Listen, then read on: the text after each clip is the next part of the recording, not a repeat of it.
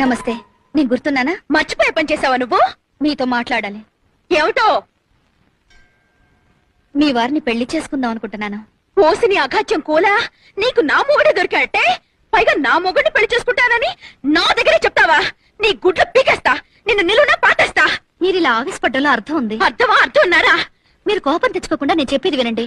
ఆ తర్వాత మీ ఇష్టం వచ్చినట్టు చేయండి. త్వరగా చెప్పాడు. నేను మధుని అంటే మా వారిని. ప్లీజ్ నేను చెప్పేది వినండి. నేను మధుని గాఢంగా ప్రేమించాను. పెళ్లి కూడా చేసుకోవాలనుకుంటున్నాను.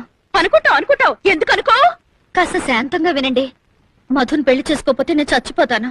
ఆ పంచాయి తల్లి పేడ విరగడైపోతుంది. మీరు నన్ను మాట్లాడనివ్వడం లేదు. చెప్పు. డబ్బుందన్న అహంకారంతో కాదు, మధు మీద నా మమకారంతో చెప్తున్నాను.